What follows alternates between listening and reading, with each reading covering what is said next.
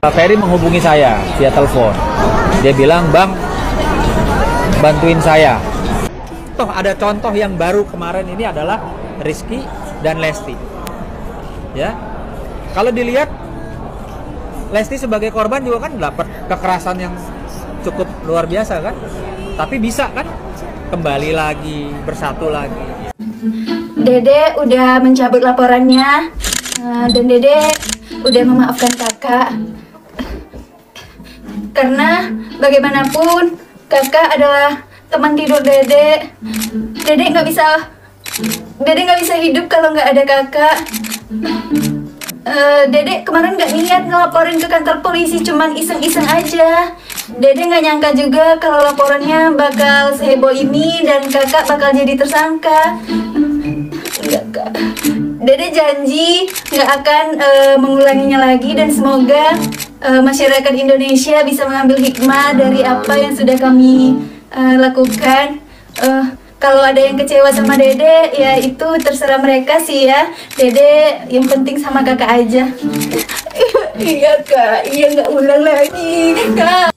Kepada para laki-laki seluruh Indonesia, pesan saya adalah satu, kalau kau sudah tidak cinta sama istrimu, kau nggak usah gebukin deh, nggak usah ke DRT. Dua, kalau ada permintaanmu ditolak oleh istrimu, juga jangan gebukin deh. Harga diri laki-laki nggak ada kalau suka gebukin wanita. Ya, kenapa harus digebukin? Banyak cara kok untuk memuaskan hatimu. Kalau dari Ferry-nya sih masih mengharap bisa kembali ya, dia bisa kembali dan dia sedih banget, sedih karena memang sebenarnya dia bilang nggak ada yang bisa percaya sama gue, nggak apa-apa, cuman ceritanya nggak seperti apa yang berkembang sekarang. Gitu.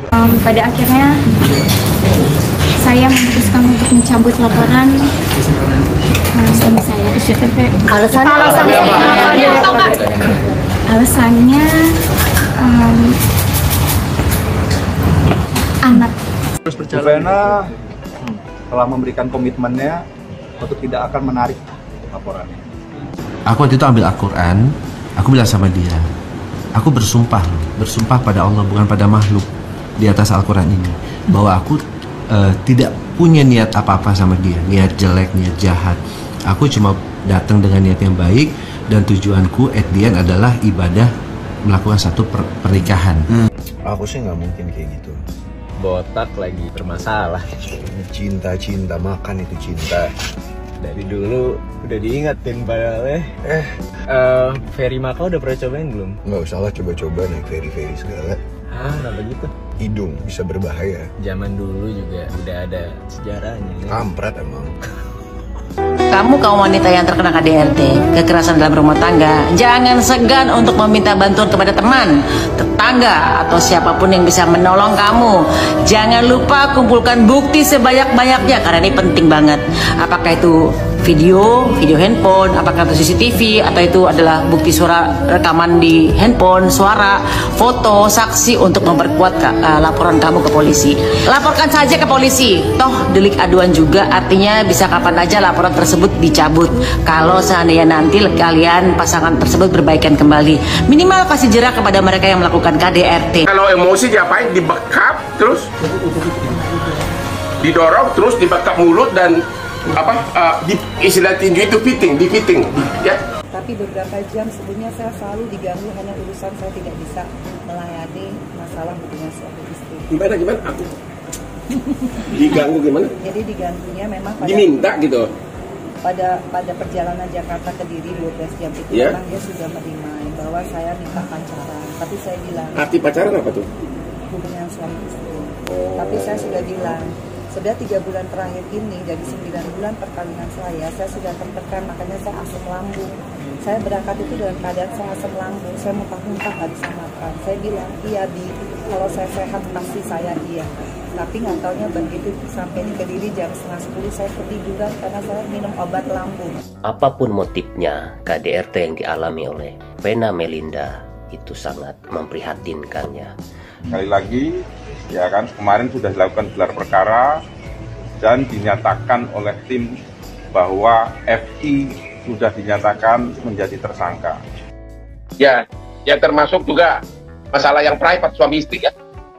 Masalah yang private suami istri, dan selama 5 bulan terakhir tidak pernah ngasih nafkah ya. Kaidah sederhana, laki-laki baik tidak akan memukul istri biarpun istri layak dipukul. Mana pengayomanmu? Kok nempeleng rendah banget. Tembok tuh, tembok pukul air gitu. Saran pengacara Ferry Irawan Sunan Kalijaga jadi sorotan. Minta Vena Melinda contoh Lesti Kejora. Kasus KDRT yang jadi perbincangan publik menyeret nama Ferry Irawan dan Vena Melinda. Terbaru saran pengacara Ferry Irawan yang jadi sorotan publik belakangan ini. Ya, pengacara Sunan Kalijaga meminta Vena Melinda mencontoh sikap Lesti Kejora menghadapi kasus KDRT beberapa waktu lalu. Ia menyarankan agar Vena Melinda dan Ferry Irawan berdamai, sama halnya dengan Lesti Kejora dan Rizky Bilar. Pengacara Sunan Kalijaga menyarankan agar kasus kekerasan dalam rumah tangga atau KDRT Vena Melinda dan suaminya Ferry Irawan berakhir damai. Menurutnya, Vena Melinda dan Ferry Irawan bisa mencontoh kasus KDRT artis Lesti Kejora dan suaminya Rizky Bilar. Namun, saran tersebut berbuah hujatan netizen. Warganet seperti auto mengamuk mendengar pernyataan Sunan Kalijaga ini mengenai kasus KDRT Vena Melinda versus Ferry Irawan. Buat yang belum kenal, selama ini publik mengenal Sunan Kalijaga sebagai pengacara sejumlah artis yang biasanya tersangkut perkara hukum dengan sesama artis. Sunan Kalijaga yang dikenal dengan image pengacara kondang dan tajir ini pernah menjadi kuasa hukum Jennifer Dunn hingga ayah Vanessa Angel Dodi Sudrajat. Nah, pada kasus KDRT Vena Melinda, Sunan Kalijaga dihubungi oleh Ferry Irawan dan diminta menjadi kuasa hukumnya. Adapun saran agar Vena dan Ferry damai itu berawal saat Sunan Kalijaga berbicara melalui video di Instagram pribadinya, @SunanKalijaga_SH. Di sana ia mengaku dihubungi langsung oleh Ferry Irawan. Ferry Irawan meminta Sunan Kalijaga menjadi kuasa hukumnya dan membantu kasusnya. Hari ini siang, Ferry menghubungi saya via telepon. Dia bercerita, dia bilang, "Bang, bantuin saya," ucap Sunan Kalijaga, Kamis 12 Januari 2023. Pihak Ferry Irawan menyebut tidak semua narasi yang beredar di publik benar adanya. Karena tidak semua yang ada di pemberitaan itu benar, jelasnya. Kemudian Sunan Kalijaga juga berharap agar kasus KDRT Vena Melinda dan Ferry Irawan berakhir damai. Ia pun meminta berkaca pada kasus KDRT pasangan Lesti Kejora dan Rizky Bilar. "Saya pengacara yang anti KDRT. Mari doakan bisa berdamai dan selesai seperti Mbak Lesti dan Mas Bilar," paparnya. Pun ia merasa yakin Vena Melinda tak menginginkan Ferry Irawan di penjara. Di akhir, Sunan Kalijaga meminta Vena Melinda bisa mencontoh sikap Lesti yang memaafkan suami meski alami KDRT. "Saya yakin di hatinya bukan berniat Ferry masuk penjara. Saya optimis kalau pasangan muda Lesti Bilar bisa dijadikan contoh. Kenapa Mas Ferry dan Mbak Vena nggak bisa mencontoh?" tutupnya. Pernyataan Sunan Kalijaga di Instagram pribadinya itu sempat mendapat respon negatif dari warganet.